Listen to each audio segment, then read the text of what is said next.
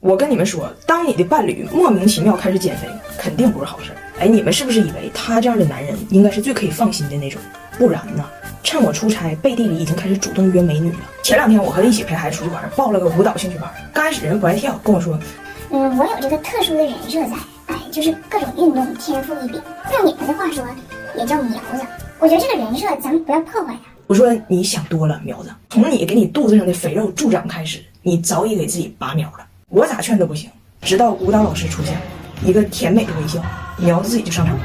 哎呀，跳的那个认真呢。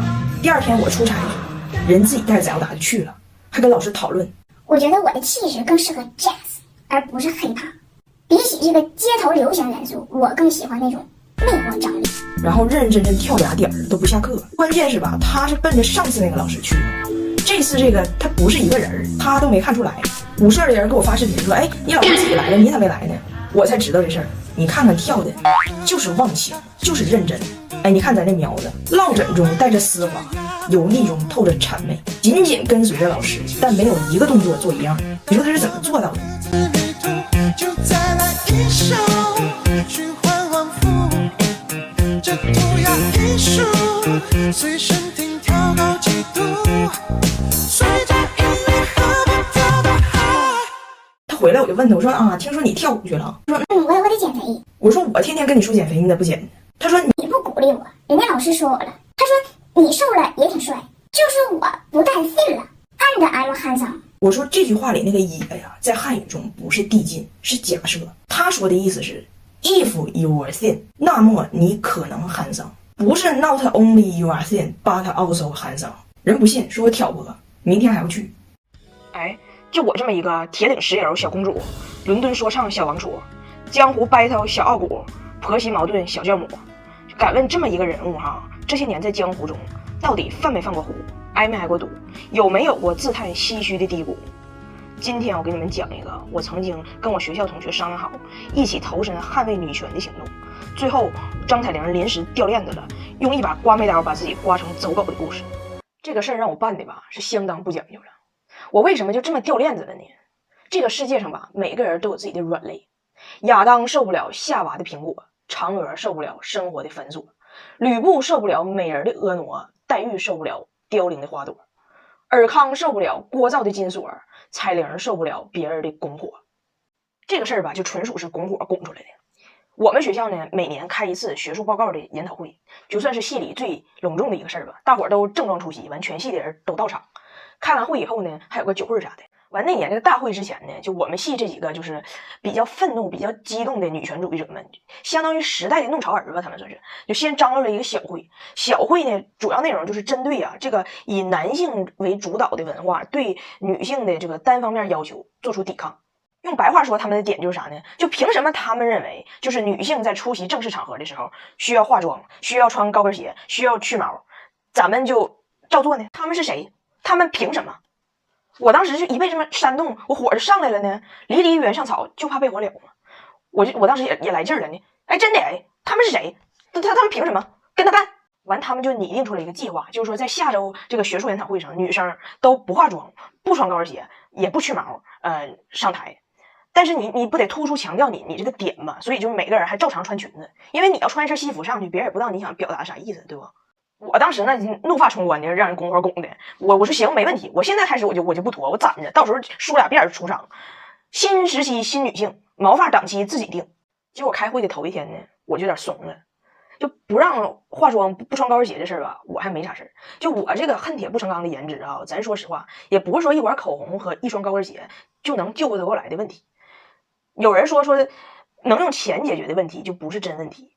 那能用化妆品和高跟鞋解决的磕碜也不是真磕碜。这俩事儿行，我可以做到破罐破摔无所谓了。但是这个穿裙子不脱毛的事儿，我想想就细思极恐。你说到时候我上台了，完事儿我做 PPT， 然后投影仪一打，我被投射在屏幕上的投影带一圈虚边儿，你说观众以为机器嘚瑟呢。完我就发短信问人家，我说这事儿还算数不？人家咋不算数呢？完我吧也是有一点江湖情怀的，觉得现在掉链子确实有点丢人。完我就硬头皮去了，我不姓张吗？就按姓的开头字母排序，我永远是最后一个上台的。所以这一整天呢，我就看着一个个英雄好汉的上台了。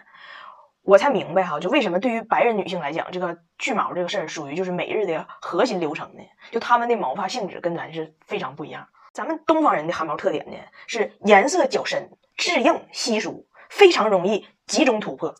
他们的特点呢是虽然色儿浅，但是柔软细密，花团锦簇。总之吧，反正那天在我的记忆里，他们都是乘云驾雾上去的。台上的他们是金毛的悟空，是散乱的肉松，还是夹着柳絮的春风？台下的彩铃是懦弱的躲避，是糊涂的看戏，还是远离这场宝毛的战役？反正几番轮回，几番纠结吧，我最后是彻底怂了，掉链子了，就快到我时候跑了。我跑到离我们学校最近的一个化妆品店，我本来想买的是一个就是女士剃毛刀，但是吧，你说你在厕所你啥别的没有，你汗剃它也不好剃呀。